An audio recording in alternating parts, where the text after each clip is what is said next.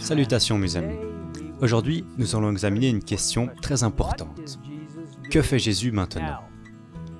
En tant que chrétiens, nous savons que Jésus est venu sur cette terre, qu'il a vécu une vie sans péché, qu'il est mort sur la croix, qu'il est ressuscité et qu'il est monté au ciel.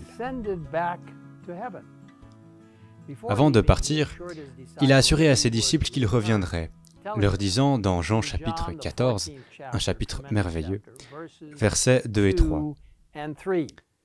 Et le texte dit, « Je vais vous préparer une place, et puisque je vais vous préparer une place, je reviendrai, et je vous prendrai avec moi, afin que là où je suis, vous y soyez aussi. » Vous voyez, cette promesse a été réitérée par les anges aux disciples, alors qu'ils regardaient le Christ monter dans les nuages. « Homme de Galilée, disait-il, pourquoi restez-vous à regarder le ciel ? Ce Jésus qui a été enlevé au ciel du milieu de vous reviendra de la même manière que vous l'avez vu aller au ciel. »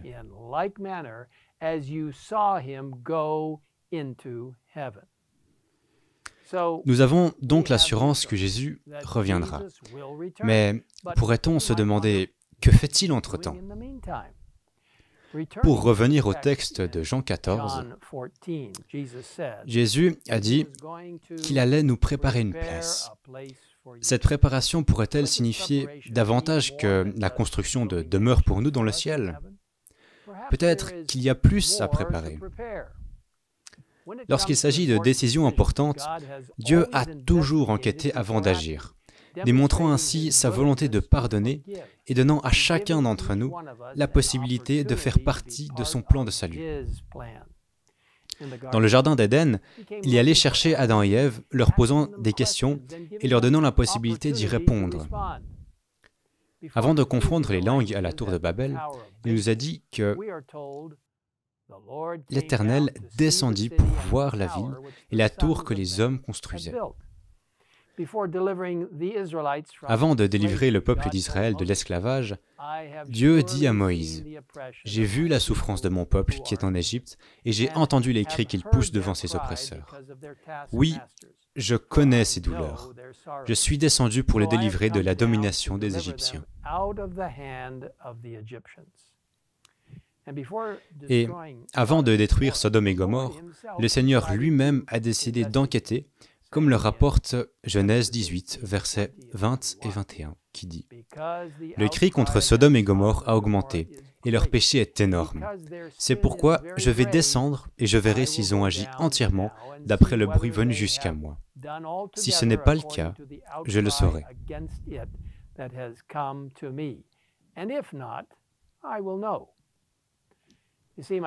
Vous voyez, mes amis, avant le retour de Jésus, il examine la terre entière, tous ceux qui ont vécu, chaque choix que chaque personne a fait. Dieu veut qu'il soit clair pour nous et pour l'univers qui nous regarde que pas une seule personne ne connaîtra le destin qu'elle n'a pas choisi. Car, voyez-vous, Dieu n'est pas contraignant, il ne nous oblige pas à le suivre.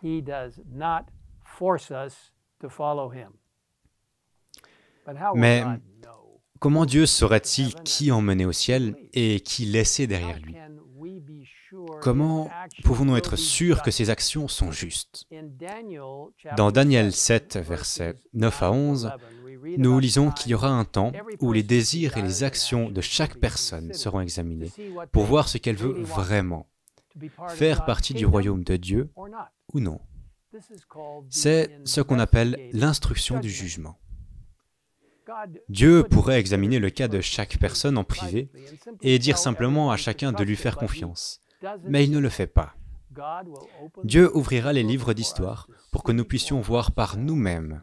Il permet à tous les habitants du ciel de participer au processus, s'assurant ainsi qu'il a été juste envers chaque personne. Il est ouvert et honnête. Il ne cache rien. C'est ainsi que fonctionne le royaume de Dieu. En ce moment même, Jésus est dans le sanctuaire céleste, travaillant à réconcilier l'humanité avec Dieu et à déterminer qui désire faire partie du royaume de Dieu. Lorsque ce travail sera terminé, Jésus reviendra. Ce travail important est décrit dans la croyance fondamentale numéro 24 des Adventistes du 7e jour, intitulé « Le ministère du Christ dans le sanctuaire céleste » qui se lit comme suit. Il y a dans le ciel un sanctuaire, le véritable tabernacle dressé par le Seigneur et non par des êtres humains. Dans ce sanctuaire, le Christ accomplit un ministère en notre faveur, mettant ainsi à la disposition des croyants les bienfaits découlant de son sacrifice rédempteur, offert une fois pour toutes sur la croix. Lors de son ascension, il fut intronisé comme le souverain sacrificateur et commença son ministère d'intercession, l'antitype de l'œuvre accomplie par le souverain sacrificateur dans le lieu saint du sanctuaire terrestre. En 1844, au terme de la période prophétique des 2300 jours ou années,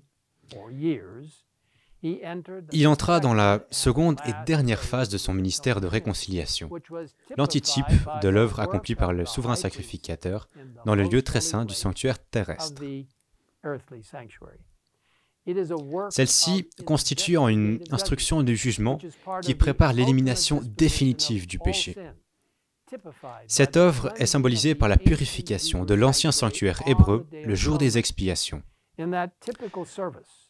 Au cours de cette cérémonie symbolique, le sanctuaire était purifié avec le sang d'animaux sacrifiés, tandis que les réalités célestes sont purifiées par le sacrifice parfait du sang de Jésus. L'instruction du jugement révèle aux intelligences célestes quels sont parmi les morts ceux qui dorment en Christ et qui, par conséquent, sont jugés dignes en lui de participer à la première résurrection. Cette instruction du jugement fait aussi apparaître ceux qui, parmi les vivants, demeurent en Christ, gardant les commandements de Dieu et la foi en Jésus, prêts, par là même et en lui, à être introduits dans son royaume éternel. Ce jugement réhabilite la justice de Dieu et sauvant ceux qui croient en Jésus. Il proclame que ceux qui sont restés fidèles recevront le royaume. L'achèvement de ce ministère du Christ marquera l'expiration du temps de grâce pour l'humanité avant sa seconde venue.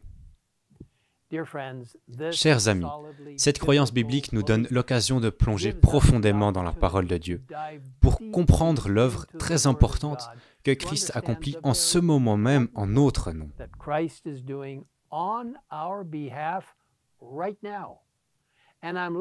Je me réjouis d'étudier ce sujet avec vous dans les 2 prochaines vidéos. Remercions le Seigneur d'être un Dieu juste et équitable, un Dieu qui nous aime et qui prend soin de nous, un Dieu qui un jour rétablira toutes les choses. Et maintenant, prions ensemble.